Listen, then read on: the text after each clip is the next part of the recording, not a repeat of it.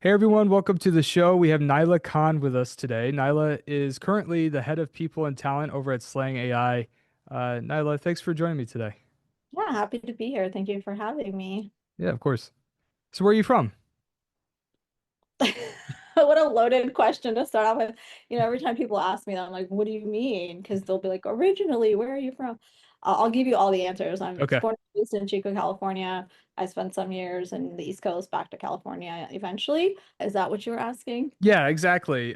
So you said initially, like where you were born, you grew up on a farm initially, is that right? Oh, yes, Or yes. So yes, I was raised until 5 years old on a actual orchard farm, meaning we had orchard trees, and then we also did have all kinds of animals, peacocks, lambs, goat, fish, nice.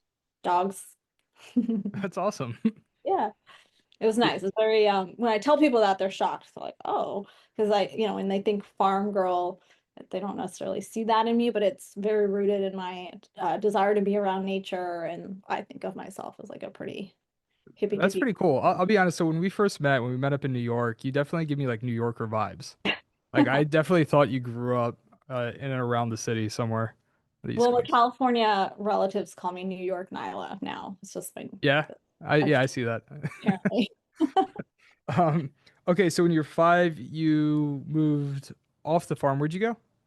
To the closest smaller town nearby. My dad was a state university police officer. So he was doing both. He was working as a police officer, also tended the farm. When it's picking and harvesting season, it's more time and energy spent at the farm. And so we ultimately moved to Chico, and that's where I sort of began my like normal, suburban American life in a small town. It's kind of like a hippie town, but it's also a college town. It's called Chico. Yeah. It Cool, was- nice. Where's Chico? Is that like southern, northern? Where for People have reference? such a like bad sense of how big California is. So when I tell them Exactly. Yeah. like, oh, is that by Oregon? But it's actually 3 hours north of San Francisco, and I would say another 4 hours to get to the edge of Oregon. Yeah. Wow. Okay. So Cool. it's in the middle of the valley. Well, I have not been. I've not been there. Yeah. So it is nice. Cool. Yeah, I would love to go. I mean, I've honestly like in California, I've really, I guess I've only been to like big cities. Right. I've never really been outside of the cities. So Well, nice. there's Mount Shasta, which is like this beautiful mountain. There's also Mount Lassen, which is volcanic. And then if you keep going north, you hit the amazing redwood forest. So I think everyone should. Okay, so how far away were you from Redwood Forest? I think it's like a 3.5 hour drive. Three and a Yeah, half hours. like, Nice. Nice. to see Yeah. the Yeah, sequoias. Yeah. California is huge. I think people Yeah. probably do forget. I think tip to tip, it's like I want to say 12 to 13 hour drive. That is wild. Yeah, I guess I never really thought about it. That's I mean, if crazy. you look at the Yeah. map, right? You have You're right. Yeah, California, I mean it makes sense. Like I know it seems like common sense, but you're Atlanta. saying. I mean, Yeah, yeah, that is Atlanta, Virginia, like all of those states kind of equate to the same length as, that's crazy. Yeah. yeah, Atlanta, Yeah. South. Good point. Good point. Well, so what were you into growing up? What were you like as a kid? Oh, I was such a nature person. Like I used to Yeah. talk to the roses that were in our garden. And that was how I played a lot outside. We lived across the street from a really big state park as well. So I'd always be in the dirt, with the trees, with the rocks on the playground. I would say I had a really beautiful, beautiful, privileged childhood simply because of where we lived and the access that we had to nature. And yeah, I'd go swimming in the creek and all that kind of like on our own. That was so safe. We didn't ever really need supervision. And yeah, just a little Nice. Swimming in the creek. That actually, I just got back from Smoky Mountain National Park in Tennessee, okay. I haven't and it was been. awesome. What Yeah, it was was your really favorite cool. part about it?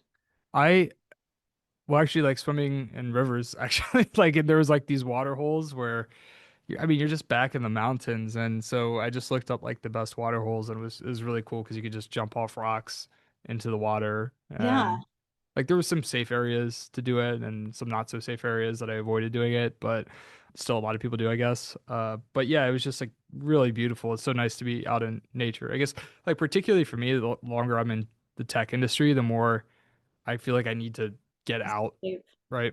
Yeah. And So what city do you live in? I'm in Northern Virginia now, so it's So you're like kind of closer to nature. Yeah, there's actually a lot of stuff here. I mean, we have like Shenandoah Mountains not too far away in Virginia, and then also sometimes I'll go out to West Virginia, which I think is actually sort of slept on. People don't always know just how incredibly beautiful it is out there because there's all the mountains and foothills and Yeah. trees, and it's just really beautiful to go out there. But there's lots of good trails, lots of good nature out My here. ultimate life aspiration is to own some land, Yeah, grow my own food and vegetables, have some chickens, have some animals, and actually make it cute and chic, of course. yeah, And of then course. have little getaway style cabins, and then ideally have some kind of programming that is introspective and kind of learning and reflection on yourself. And if people want to participate in that, and so I kind of want to have like a little that's my like true ultimate life goal. I just got to figure out what plot of land where. Right. This question mark is like, where do I actually want to do this? Do I want to do it in America? Do I want it in a different country? But that would be ultimate goal for me because it would allow me to kind of utilize all of my people coaching and executive coaching experiences, the communication trainings that we all do as people leaders, and kind of merge all of that into getting to know yourself at a deeper level, in a way that doesn't feel like, oh, you're going to some, you know, heavily focused retreat, but just to add that in as a component of the experience that people have in whatever beautiful nature setup that I don't know who we is, me Right. one day set up. Maybe I'll have a we, I don't know. Yeah, yeah. And well, you and your daughter, right? Well, yeah, I mean, How old's I your daughter? She's like she's se gonna be 12. Her 12. birthday's 4th of July. Yeah. Oh, really? Oh, nice. Nice. Yeah, do Yeah. you think, okay, so question, do you think you could be out in nature full time or do you need balance? Um, one, I would never do it by myself. Even with my Right. daughter, I feel like I would need a partner in life to do something like that with because of the seclusion and my need for like having some kind of energy. And to me, if I did do something like that, I would for sure be traveling a lot, and I would absolutely have to continue coming back to New York to feed my food soul. But other than that, I don't know. I think the grass is always greener on the other side. So even Oh, for sure, yeah. want I think something we don't balance. have today, one day we like get tired of it and want the other thing again. There's got to be some balance. I haven't figured it out yet. Yeah, no, I think we're all trying to. I have not totally figured it out, but I do think balance is important. Like I like being in nature, but I also like being like I like traveling to New York and San Yeah. Francisco and Well, I lots mean, of when other I leave places. New Yeah. York and I spend a week and a half in Chico, I genuinely feel like I'm missing out on what's going on in the world because Really? tends to give you the sensation of like, like what's happening right when it's happening. I don't know if it's the way that I'm interacting because I'm at work and you're just more in tune or yeah, I mean, I get FOMO when I live in New York for sure. Yeah. Yeah. And I think earlier you were telling me you do a fair amount of traveling with your daughter, right? Like Yes. you guys, like in the summers where do you guys typically go? Uh, I've gone to, I definitely go to California. My parents have a really nice venue property that's kind of like a little tropical oasis in in Chico. You just would never expect it to be there. And they have a big property. They have multiple, villas on the property. So the kids get to just do their thing. She has a cousin her age. So she loves going there. She loves, I think my mom does a really good job of, passing down cultural, religious things, and she learns a lot. My mom teaches her how to sew and loves to do arts and crafts with her. She's an artsy child, so she really enjoys that. But then I also try to take her, on trips. And so last summer we went to Mexico City, Cancun, Tulum, uh, and then I've taken her to Tahiti, Jamaica. I haven't taken her to Europe with me yet, but that's definitely Yeah. something to do. It's Yeah, next. Nice. yeah, Maybe this summer. We'll see. maybe, yeah. Nice. Cool. That's awesome. So, like high school, college, you were still in Chico, right? Got, or, No, so we or- actually left Northern California for a few years hmm, while I was in sixth grade. So in sixth grade, I went from Northern California to New Jersey, South Jersey. hmm. Um, and I had this sort of profound like identity realization when we went from Chico to, so you would think, I grew up in a predominantly white town. My elementary school, from my memory, I was the only brown girl. There was like one black girl. I remember her name was Felicia. And a couple Hispanic people, but predominantly Caucasian. And I knew I was different because I was Muslim. I wasn't allowed to like do certain things. My mom didn't let me sleep over other people's houses, but other than that, I never really felt it, until, and I didn't know I didn't feel it until I moved to New Jersey. South Jersey was a whole different experience. There was way more diversity, but there was also so much more racism. And ironically, when I was at a place where there was diversity, I felt like my color and my race and my religion more than I ever did when I was in my little, small, we'll call it, Caucasian white town. And so I just think that, Yeah, it's sort of counterintuitive. yeah, most people would assume that you would be more comfortable around diversity, but unfortunately, because of the way that the mentality of that area was, it was almost like, yeah, it was almost villainized to be of color in that area. And so then there was like these groups and categories created, and you just basically stayed within, people stayed within their cultural groups. And it wasn't until high school, I feel like people started to like merge a little bit more. And then, of course, I got fortunate enough to go back to California. And even Hmm. that translation was jarring because high school in Southern Jersey felt like juvenile hall. And then it was such a translation when I went to Chico again for high school. I finished my senior year there. It was like going into a Hollywood movie. I mean, my high school was called Pleasant Valley High School. Yeah, totally different culture. Yeah, the seniors were throwing like water balloons at the freshmen as they're walking to get lunch because they didn't have cars. Like, Nice, was that shit. But yeah, nice, very nice. unique cultural translations between the two places. And Very. you like culturally grew up in a pretty religious environment and household, right? Yeah, my parents, I mean, we're all Muslim. My parents were very active in like the local Islamic center. I mean, I grew up like, when I moved back, I would say I used to help my mom cook at the mosque every day for Ramadan. My dad was like president, I think he is right now too, for many years of the mosque. And so I loved that. The community that and the exposure that I had to different cultures just going to the mosque was kind of crazy. Like I had eaten Malaysian food and Saudi food when I was 5 years old, 6 years old. And I remember specific things that like most people don't have access to in Chico or other places where there might be some diversity, but if you're not in the community, you don't get it.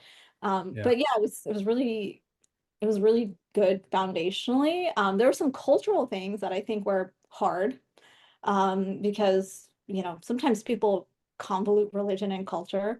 And, my family is very, my mom was really good at that. And so, they spent a meaningful amount of my early years, my mom did, trying to get me to marry this guy that she wanted me to marry. I mean, they like forced me to even go to court and get a legal marriage just for the sake of potentially having like an actual wedding with him. It was really tough. That part of it was tough. And it's a cultural thing that my mom impeded on me. Had nothing to do with religion. I think people hmm. think arranged marriage is religious. It's actually not. In Islam, you're allowed to choose your person in the halal way, which means like you have to maintain certain boundaries as you're like getting to know them. But yeah, so there was parts of it that were beautiful, and I think the religious pieces, but I think the cultural stuff I struggled with. And I'm for sure the one person in the family that there's like 1,001 memes about, it's like the single mom who only thinks about the gym, that is living alone, that is me now. Or like every family has a daughter that X, Y, and Z is like that's me. I'm the person that took a very different path, primarily because I think at an early age I realized I have to figure this shit out on my own. I don't have the Yeah, support that I want, or maybe these other things matter more to my parents or my mom than my actual happiness or my actual success path. So I do think that influenced a lot of who I am today. for sure. And I have a question just about like the like arranged marriage setup because you mentioned like and this is a really I think interesting call out is the kind of segmenting the idea of like religion from culture, Hmm. particularly when it with this topic. And I'm just wondering, like, I guess a follow-up question, and I think I know which the direction you're going to answer, but like, so it's not the interpretation of Islam. It's like just different values and culture, and it doesn't have to do with the interpretation of religion. No, It's like a totally separate thing. yeah. A lot of people don't know this, but Islam is like it's like a very specific set of rules. So the concept of Sharia law and all that, it's like this is how you do divorce, this is how you do marriage, this is how you do parenting, this is how you treat your parents, this is how you're supposed to interact with religion. It's like very explicit.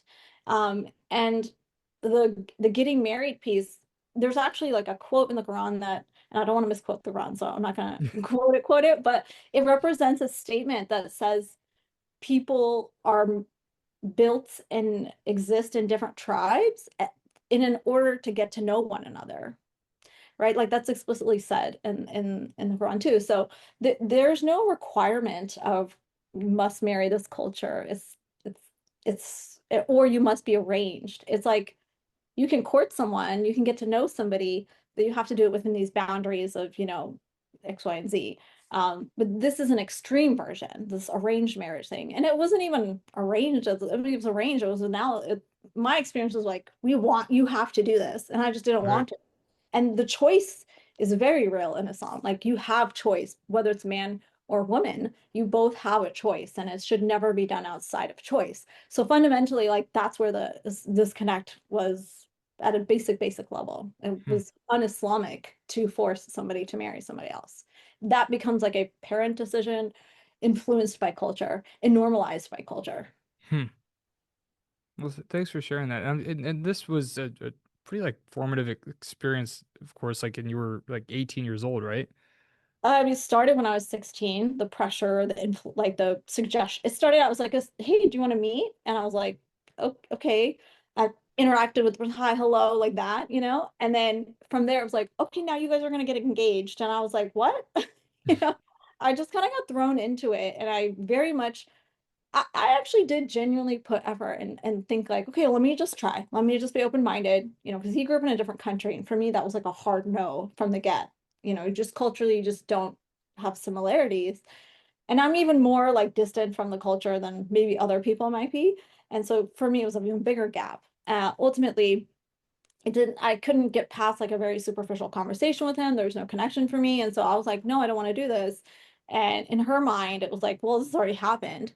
And and then it became this like fight. I ultimately actually like ran away from home at one point. Like I left him a note. I did all that just to find my space and freedom because I felt like they actually had no interest in my happiness rather than this. It was just wanting to achieve this one thing with this one particular person, Hmm. you know. It's kind So of like, funny that I'm talking about this at this level. yeah, I know. It's really, I mean, it's really interesting. So I appreciate you sharing it because it's like I feel like I'm learning a lot from you. I I'm just curious, like at this point in your life, when you look back on that, Yeah. what would you say are like the takeaways there? What did you learn? Maybe it's like about yourself, or maybe it's just about like a kind of principles or values or I think one of the deepest learnings from an experience like that is you are accountable for your own outcomes and you have full control of whatever it is that happens in your life. And I had to fight and I had to like push and take a lot of risk to gain that control. But I had to remind myself that I'm accountable for my own outcomes. And then it helped me get to like a level of extreme, according to my parents, to then deliver on my outcome. And at the time, it felt extreme for me. Now I look back, I'm like, of course, anybody would feel very frustrated and upset and, disregarded by their parent if this is all they wanted without looking at any other aspect of the picture. And so I think the accountability piece is something that really stuck with me. Whether it was me delivering accountabilities to somebody else or whether it was expecting accountability from a role or a position, and the whole like excuse making thing doesn't really land well with me in general. If somebody gives me mediocre excuses, I will often ask them enough questions to where they realize, oh, actually, this is on me to get to what I need to get to. yeah. Yeah, I could see that. And It falls really deep into the manager coaching. Like managers sometimes are like, oh, somebody came to me with this, and I tell them about open questions and get them to ask enough to where then the person realizes, okay, yeah, I can solve this as a manager, and they can help me get there on their own because it's their accountability that they're ultimately trying to drive. yeah, yeah. I love that. And so just to fast forward a little bit, changing the subject, but I'm like just super curious. I just want to get your thoughts. You said you ended up on Good Morning America, right? In Yeah. your early 20s. Can you please tell that story? So how did you end up on that show, like what were you? I think this was before you were in recruiting and talent acquisition, Yeah. right? So I So I had to go to college in California, in Chico, because yeah. I was now living in Chico, and our parents were kind of I would say strict enough to say you're not going to go be a college student somewhere else on your own until you can't leave the house without being married type of thing. And so we have this wonderful university at home, so you're gonna just go here. Meanwhile, it has this crazy reputation for being a party school, and I had to kind of reconcile with that later in life. But went to Chico State.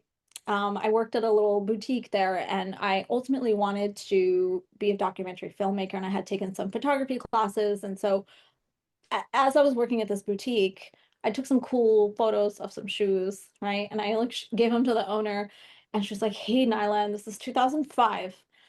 I want to start an online store. Would you like to help me do that?" And she saw me as a photographer, which looking back, we both laugh at it. I was absolutely not a real photographer, but I had some training on DSLR, you know? So not only was I the photographer, I was also the makeup artist. I was also the scout and the finding the models and then creating the campaign and, working with the owner to execute on the campaign shoots for the website. She's got like a web designer building a website because it was so not simple as it is now. And so formulated this idea into execution and then figuring out AdWords. I remember having a whole argument with her being like, no, she thought our demographic was, I think like 14 to 18. I was like, no, it's not. Those people don't spend money online, And so we had this whole thing, and I was like, your ICP is a 22 to 28-year-old. Like, because we were trying to set our ads. Ultimately, Lulu's popped off. It became the only online boutique to go public that I can think of.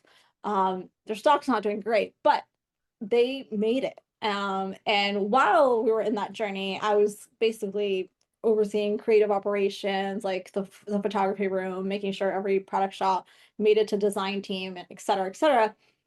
And she trusted me because I was her employee number one. And that was also my first foray into startup land without realizing I was into startups.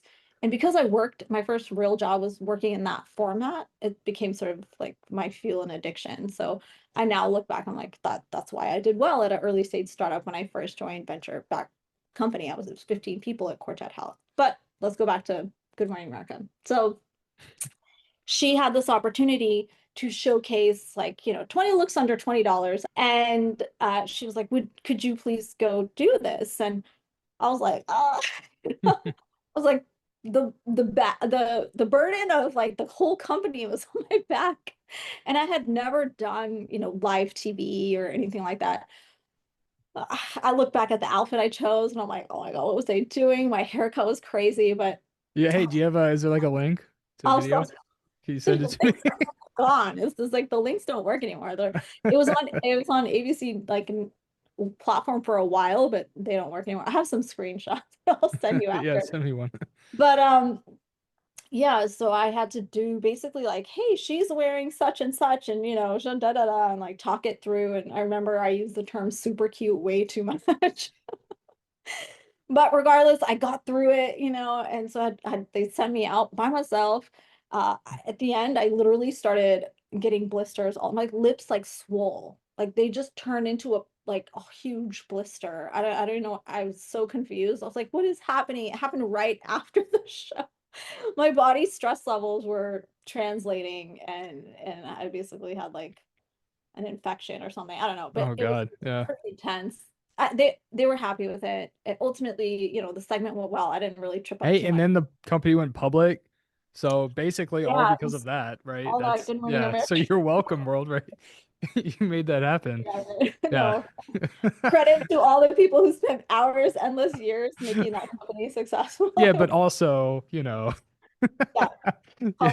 Colleen Winter, she's a badass. She actually just started another company that's like a little cute animal clothing. Oh, She, really? yeah, Sounds it's adorable. called Verb. Really? Okay, cool. Nice. Nice. That's cool. And so then, that kind of fast forward at this point, right? Because at this point you've held uh different VP, head of level Mhm. positions. Currently at Slang, I think your team just landed a pretty big funding round, if I'm not mistaken, right? Yeah. you know, in this tough environment, we were able to close the B, so that was really exciting. It's going to Yeah. allow us to continue staying sort of ahead of the curve in terms of the market segment that we're in. That we focus specifically on restaurants with a voice product, and our goal is to grab the largest bit of that share. And so Yeah. we're That's heading. that's awesome. Yeah, so it's voice AI for restaurants, right? Yeah, we're building a super host, is how we like to frame it. And ultimately, you know, taking the concept of a host that has to do 45 jobs into segmenting them to the most important one, which is paying attention to the people that are in the restaurant and alleviating them from all of the other administrative burden that actually takes them away from the focus and attention to the Like people the that. in-person relationship aspect of Yeah, the example I always like to give people is like, you know, you're really excited for this dinner date. And we'll just use the example of two, like a couple, okay? Mhm. And you're really excited about the food. You've heard such great things about it. You walk in and the music's on, the vibes are good. You're ready to drink and eat.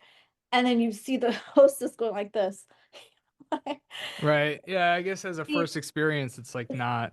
Especially without like a nice smile. Like if they do it like, you know, it just immediately feels like, oh, you kind of like take a step out of your little fantasy land and then you're kind of like, oh, okay, I'll Yeah. be It's like, here. How long do I have to wait? I don't know.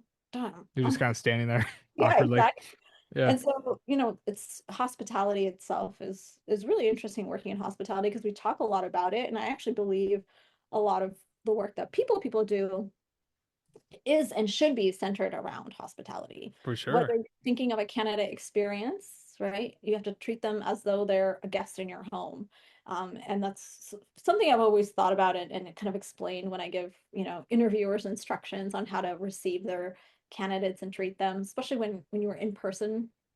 You offer them water, ask them if they do the bathroom, like all these little things that a lot of people don't have to do anymore because it's virtual, but a lot of the interview experience and candidate experience is rooted in good hospitality if you want to achieve what ultimate goal is. Like you want them to want the job even if you don't want to give them the job, you know. Right. It's part of Yeah. that is, yeah, so I don't know, I got trailed off a little Oh bit. no, that's yeah, it's really it's interesting. And also you're like super plugged into all the really good restaurants in New York. You gave me some recommendations. You told me about Limusina, Yeah, did you eat there? which is it's such an amazing restaurant. I'm so I glad. loved it there. So have you actually been there? Yeah, of course. Yeah, I've been Oh there a God, couple that place is times. great. What did you get? What did I really want to know what you got? Well, I got the lobster. Okay. And there was something else that I got. I can pull up the Did you menu. get the steak with the it was like I think the rib, the short rib Yes, I taco. got that. Yes. Yes. That Okay. was Did you yeah, it do was a really good. dessert? What's that? Did you do dessert? Yeah, there was like some kind of like corn dessert thing that Blueprint tort? yeah, I don't remember what it was called, but it was amazing and I never had anything like it before. Exactly. Yeah. Did you have the spicy Caesar? The spicy Caesar, what's that? Spicy No. Caesar salad. Oh, no, I didn't have that. Oh, that is absolutely the best salad I've ever had. Really? Yeah, okay. Well, I'll have to get it next time. It's that's just such a good restaurant. It's like it's one of my favorite restaurants. It might be my favorite right now. Oh, really? Yeah, for sure. And like the vibe is also really cool. Yeah, the design in there is insane. Like you feel like you're in, you know, some new age version of Scarface. Yeah, there you go. And the service is awesome. Yeah, it was a really cool spot. So that's gonna become like my go-to, I think, taking customers in New Well, York. yeah, also I can diversify that list for you. There's Yeah, well, you give me a few, you give me a handful, but okay, I haven't checked them all out. But yeah, I'm gonna ask now that you've given I me can be like honest, some really good recommendations. I'm gonna keep I'm gonna keep trust me. asking. Yeah, for sure. Um, well, hey, look, when it comes to talent acquisition, like really dialing into TA. At this point in your career as a head of people and talent, could you share maybe like the most important takeaways for other folks, other leaders tuning in? Like what do you feel is most important to be successful as a talent acquisition leader? I'm gonna give the most blanket answer first, which is everybody should absolutely be trialing and testing and learning about every possible way to optimize the work that we do while still maintaining what I think is going back to the hospitality statement and really leaving like the human understanding and component into the interview and recruiting process. You cannot totally take it over. You have to marry and merge the two, in my perspective. So I think not losing that as a principle of how you're going to run and build your teams is important. One of the other things that I think people don't put enough weight and value in is that recruiter gut. It's not just a feeling. We think it's just a feeling we have, but it's actually years and years of interviewing, watching the person get hired, seeing how they perform, and like seeing their evolutions, whether they go up on the track into another team, and watching that when you join early stage and then stretching and pivoting and tetrising people into different roles, that experience and that knowledge should be considered like a database inside your head that you leverage to then make better decisions, or even decisions that you know how to see around the corner with, when you're building and scaling companies, especially early stage. And I don't want, I always feel like it's easy to like have a conversation and it goes in one ear out the other. You take your notes and you send it off and then you ship that information out of your brain. But I would like, and I would encourage people to try to retain some learnings from every conversation you have, because it will suit you and serve you as a leader in the future. And I mean, whether it's just leaving a positive impression on that person. I mean, literally, I got my job at Slang because the CTO was a former candidate of mine from Yeah. 10 years ago. I had just tried Wow. to hire him as a data scientist, and he remembered me and reached out to me when they were looking for their first head of people. So, That's awesome. And so obviously you made a very good impression. Did he say what he remembered about you? Like, because that's a long time to remember somebody. You know what I well, mean? to Like, be fair, I reached out to him again for a different company. okay. So we did have another touch point in between, but we didn't actually, put him in the interview process. He had just started Slang at the time. Um, I think he thought that I was very genuine and real and was able to connect with me as a human. And I think that, all the best recruiters, their candidates will say that about them. I felt like that person was just authentic and real, and I felt like I could connect with them. And Yeah. that's very, I mean, it's probably an obvious and a given to most people in the space, but it actually drives meaningful change in the candidate's trust in you and decision to ultimately like give you their life path, right? Because you're taking their trust, which translates into their future success. So, Yeah. Oh yeah, for sure. so Like, I I think feel like that's that's my old lady learning lesson that I share. the whole trusting your gut thing. And I know you said it's like not just gut or intuition because it's kind of built on it's almost like maybe a practical wisdom, right? Like of just life experience and having seen this show before type of thing. Yeah. Um, I definitely rely a lot more heavily on, I don't know if it's that or it's also just like I feel like I've gotten better at just really understanding behaviorally how people operate Yeah. after interviewing them. It's like, of course, some of it's asking the questions that I ask, but it's also just the little nuance of like knowing the right follow-up question that isn't scripted.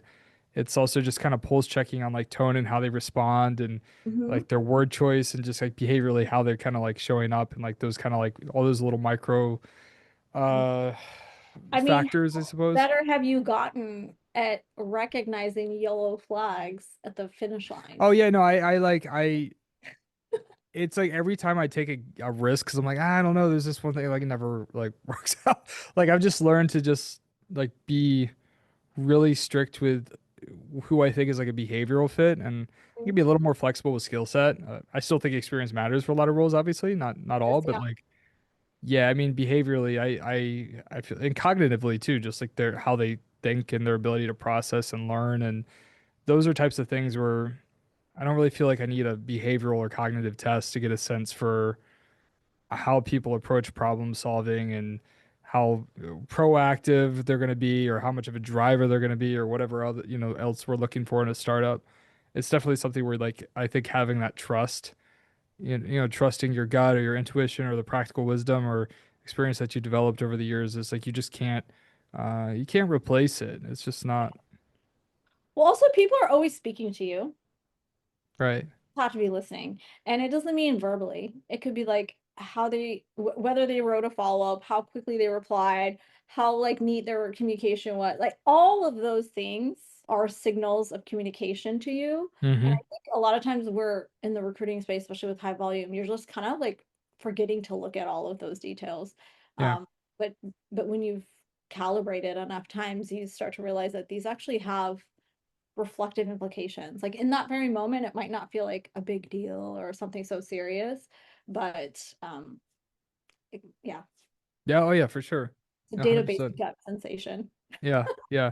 I mean, I think like trusting data and like, doing the scorecards and Yep. all it's important. I'm not saying like don't do those things, and I don't think you are either. It's just, but also if something, you also just need to, if you get that kind of feeling, or you get that was just like, okay, that one thing where you mentioned it's like a yellow flag that maybe we wouldn't have picked up 5, 10 years ago, but Yeah, we you do would be now. forgetting about. Yeah. Yeah. Like you have to be like, I think, kind of critical of those things, and you have to be trusting of those things. Yeah, I mean, every time I've overlooked stuff like that, it's just doesn't. What's a yellow flag that you ignored that came in? Oh, that's a really good question. I'm really thinking about this. Give me a second.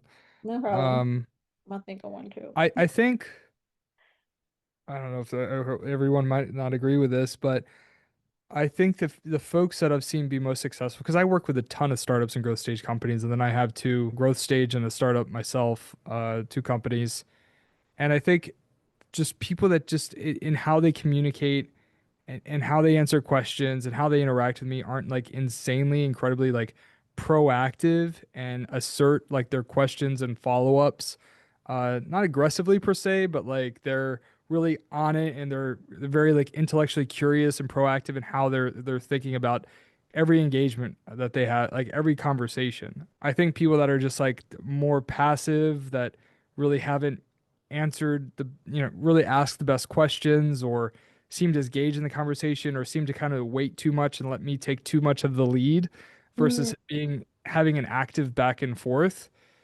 Those folks have never worked out for me. It's you know, when I interview, a big emphasis I put, and this is a final round, but I honestly I run screens very similarly when I do that as well. Um, I put a lot of value on the types of questions that they ask me, and mm, the just the flow of the conversation and our ability to problem solve together, and like how aware are they about their own impact, what their own impact is going to be in the business, and how it translates to the outcomes the company wants to produce. So a hmm. lot of it's like more conversational and communication based, and just like how curious, how good the questions are, how engaged they are, how much they're like leading to seek like the own insight that they need. Just are they Yeah. like an active partner in the conversation, or are they just passively following along? Like Hmm. people that don't ask good questions, like it just doesn't make any sense to me. Like, so you're just gonna accept a job? Like you talk about how big of a deal it is to have someone's career in your hands. It's like, well, like for people, and I'm not. I know there's a lot of people like this, and I'm not trying to, I guess, be harsh, but in a sense, like I think the reality is like I find it really weird and concerning if somebody doesn't have good questions about a place they're gonna go work and put their financial future Yeah. in that company's hands. I think that's kind of wild to me. Yeah. So. It almost gives it's transactional for them versus like long-term Well, they're commitment. also, it's just like they're not taking any active role in like being intentional. I mean, and look, I know there's to some extent like a privilege that we have in like tech to be able to not, not everybody may be in a position where they can kind of handpick a company. And that's not what I'm referring to. What I'm referring to is, the salesperson making 150K base or whatever, if Well, it could be just what more do you want to learn? It doesn't need to be right. like first interview, right? It can just truly Yeah. be more about X, Y, and Z so that they show a level of interest versus a qualifying question, right? Yeah, I think that they're like the most interesting people. They're asking a lot of questions. They immediately kind of jump into problem solving mode. They Mhm. immediately try to understand their point of impact. They're already thinking about how they're going to succeed and add value. And they're Yeah, asking questions and engaging in a conversation from that perspective. Um, makes that's sense. probably it. And so, yeah, I guess like when people are too passive, they're not engaging in the conversation. They're not asking good questions. Even if they have a great skill set and they answer every question, it's like very buttoned up, like, Yeah, oh yeah, I've worked with these types of companies before. I have this type of skill set. Um, that's huge for me. cool. Yeah, Yeah. I think that would probably be it. The conversational style. I mean, I don't even know if you're supposed to say that, but like, for real, it's just like how we engage in a conversation makes such a like that's a tell for me. That's a big factor in like whether or not how they engage in the conversation is going to be like how successful they can be at a startup. Yeah, So I usually will segment the communication based on role. Like I think yeah, for sure, that too. But give a little forgiveness on certain roles versus higher expectation for others. I think that that's yeah, yeah. maybe like more GTM, Yeah, even talent. their job is Yeah, to sell. So right. Like, how are you? Like, you better they be need like to on it. be, yeah, they Right. need to be the most impressive. They need to be like fast, like quick on their feet, Yeah. engaging, like all that kind of stuff. Mm. Um, well, cool. Yeah, that's awesome. And I wanted to talk to you a little bit too about like how you want to continue to develop like professionally, right? Like we'll talk holistically as a person in a minute, but like when you look at your career, what does the next best version of your professional self look like? Like how do you want to continue to grow over the next few years? I think we're sort of all at the same level playing field of growth right now, which the whole industry standard, best practice, X years of experience, all these phrases are like go outside because today we're living in a world of so much new innovation and process and technology that none of the shit you learned or knew from before is relevant anymore. And not to say that years of experience and context building is not important, but a lot of what we do now is handled and can be handled and more effective, if not, through leveraging AI tools, whether it's a strategy thing, whether it's a workflow thing, etc. So I of course want to and have been one, I'm fortunate enough to be in an AI native company and our CEO is like just AI savant and he is constantly teaching and bringing things to us. I'm also, like everybody else on all the, newsletters and blogs trying to learn the thing. We learn the thing and then it's like a new version of it pops up next week. So my goal is to apply and understand and execute AI knowledge across all the different tools and platforms and ways to do it on a personal but also business level so that I can remove some of my personal admin and be more available for work, right? It can actually optimize us across the board. So that's baseline should be everybody's answer, but of course it's mine. Outside of that, when I think about what I want to do moving forward, and every time I'm in an interview flow for a new opportunity, this question always comes up, and I'm not the person to chase a title or like a scope or anything that suits ego or status. For me, it's much more oriented on alignment with leadership and the impact that I can drive. So ensuring that whoever I'm working with has alignment with me on what the purpose and principles of people ops and talent acquisition are for a company, and then being able to sort of execute enough to where I'm driving impact. So if I'm at a place where I don't feel like I'm driving and delivering impact, I don't feel validated. And that's sort of what I look for. And that is my definition of success in my future career path.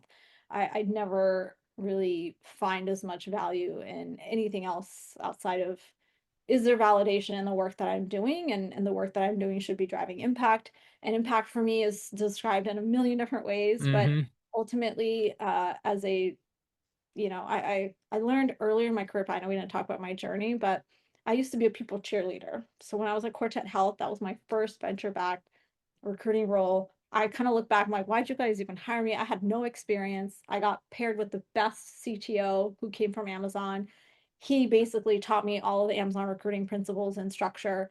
I applied that. I learned everything I possibly could, learned a bunch of people ops things, you know, spun my head with TriNet. But then ultimately, figured it out and became really good at it. Yeah. So at Quartet, I was the people cheerleader. I was like, the people are my purpose and I am for the people. And then I ended up at a what I thought was a startup. It was really a private equity backed fund that has a bunch of startups within the fund. And so I had joined Baby and Co. I'm actually a volunteer doula. Uh, Driven by my birth experience, became a volunteer doula. This company was a birthing center and they needed a head of people to build culture, to establish recruiting, et cetera. So I was like, it was like felt like a miracle. Nice. Joined, it was a great opportunity. Unfortunately, they decided to downsize the birthing centers and basically eradicate the business. And so the fund manager, his name is Wes Edens, he had heard that I was leaving, and this woman named Sarah Watterson was like, "Don't let her leave. She's amazing." Because I had done some things within that co-working space that I think they appreciated and understood as like a cultural driver, value creator in terms of community. And so he's like, hey, I want you to come to my liquid natural gas company. It's like I heard in this because we were all working in the same co-working space, but like all owned by the same people. So like a WeWork, but all one company. And New Fortress Energy was there, and he was like, "Yeah, come on over." And I had to level set with him. I was like, "Wes, this is what I can offer you. I heard that you guys were interviewing the CHRO of Hess. Okay, I am not that person. I don't know what she does. I don't know what those skills are. Like, here's what I can do." And he was like, "All right, that's fine. Let's do that for the next 6 months, and we'll see how it goes." And so I actually said no to these two guys that I had signed an offer with for a different company. Do you know Vettery? Yeah, I do. I'm trying to remember. They got acquired, right? Brett and Adam. Yeah, they got acquired by Adecco. And then Deco. yeah. Yeah, I remember them. Yeah. Anyway, so I had signed an offer with them and I was Okay. going to start with them a few days later, and Wes basically retained me. Weird story. I was walking to my first day at New Fortress Energy. It was the same office, but I saw them on the street, Brett and Adam, and I was like, oh my God, It's awkward. so weird and random. Um, I have nothing but love for those two, and I think they respect and appreciated the decision I made because of the way that it all translated. But anyway, now I'm working for a private equity company and a liquid natural gas organization. I will say that is when I understood and balanced between knowing how to be a business operator in the lens of a people person and being a people advocate. And so I sort of went from like cheerleader to right down the middle of the road, and kind of calibrated, I would say, becoming a commerce minded people leader. And I think that that experience was really critical in creating what now allows me to be a strategic business partner to the organization. Oh, that's awesome. That's really cool. And look, I just wanted to say this has been a really awesome conversation, and it's been really great learning more about you and your background and just from your different life experiences, professionally, personally, all around. So, Nyla, I just wanted to say thank you for joining me on the show today. Yeah, no, this is fun. I don't know how to translate all the things I've shared, but hopefully they resonate with some Oh folks. yeah, for sure. No, there's lots of good stuff here. So thank you, and for everybody tuning in, thanks so much. We'll talk to you next time.